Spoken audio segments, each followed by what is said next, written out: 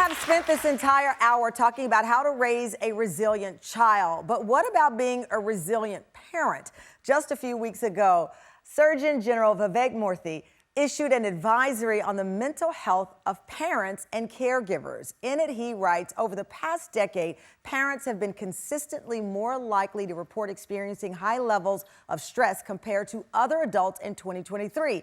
33%, listen to this number, 33% of parents reported high levels of stress, y'all know that, in the past month compared to 20% of other adults. And he says there is an urgent need to better support parents, caregivers, and families. He was here last season to talk about the loneliness epidemic, and we're so happy to have the Surgeon General join us for this important conversation. Please welcome Surgeon General Vivek Murthy.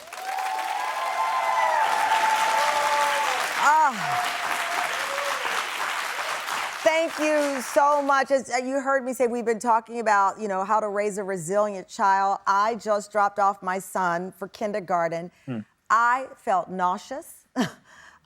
He's been in pre-K. Whenever you have a doctor in the house, you got to give advice, all right? Personally, here I am, doctor, and it's like, Surgeon General, pre-K we went through a TOOS program, something about kindergarten hit me different. The responsibility of being a parent, all the things you wrote about in this op-ed. It's abundantly beautiful to have a child, but man, does it keep you up at night. It really does. I had a good friend who told me once that being a parent is signing up for a lifetime of joy, but also worry. And that is true. It's what we manage all the time as parents. I can relate to what you're saying, Tamron. My two kids just started first and third grade. And I also felt nauseous when I was dropping them off because I just had this sense that they're just growing up so fast, and they were nervous to go in, and I was worried, are they going to make friends or not, or how are they going to fit in? These are the things that we all worry about as parents, and it's one of the reasons I think the parenting journey is both so beautiful and so hard. But the reason that I issued this advisory, recently on parent stress is because I do think that the level of stress that parents are dealing with today is much higher than most people in the country recognize. I think a lot of times as parents, it can seem like we're the only ones who are struggling, or everyone else has it figured out, and we somehow don't have our act together. But what we found is that nearly half of parents, 48%, are saying that on most days, their stress is completely overwhelming. Wow. 48% of parents. That is nearly half of parents in America.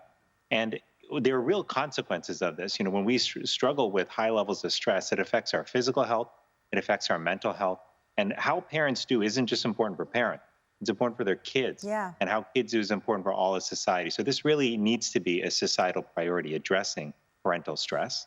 In the op-ed from the New York Times, you said parents are at their wits' end. We can do better.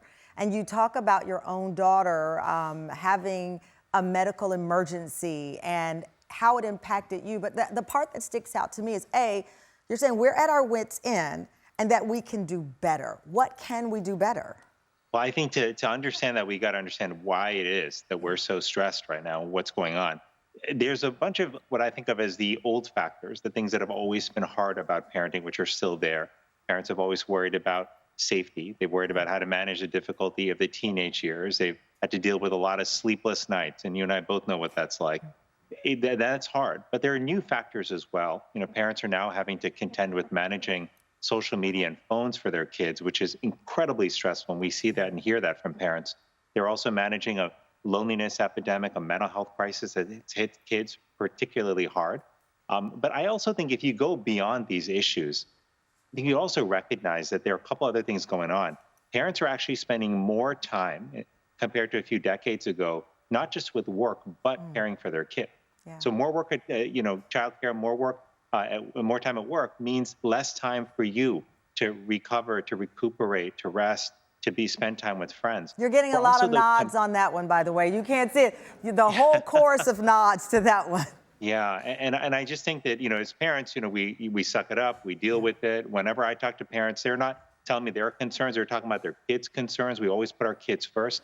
But at some point, if we're not able to care for ourselves, if the system isn't set up to also reduce some of these stressors around us, then it's not good for us. And the last thing I'll just mention here, Tamron, which I've been subject to as well and struggled with, is that we're living in this really intensified culture of comparison where we are constantly comparing ourselves to other people. And that's been really accelerated by social media, where Yeah. before we used to compare ourselves maybe to the folks around us, in our neighborhood, maybe in our classroom.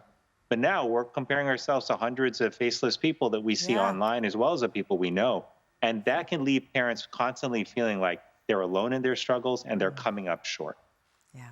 And we talked about that loneliness when you were here in studio. And I just want to personally thank you for issuing that warning that we are in this loneliness epidemic. I can't tell you how many people came up to me after your visit here in studio to say that it's just an awakening and a conversation we all needed to have, like this one today, with resilience, but also recognizing you can't raise a resilient child if the parent is suffering under the weight of stress. So thank you so much for issuing this warning. We hope to see you back here in studio. The great work you're doing for families is transformational. Thank you again to the U.S. Surgeon General, Dr. Murthy.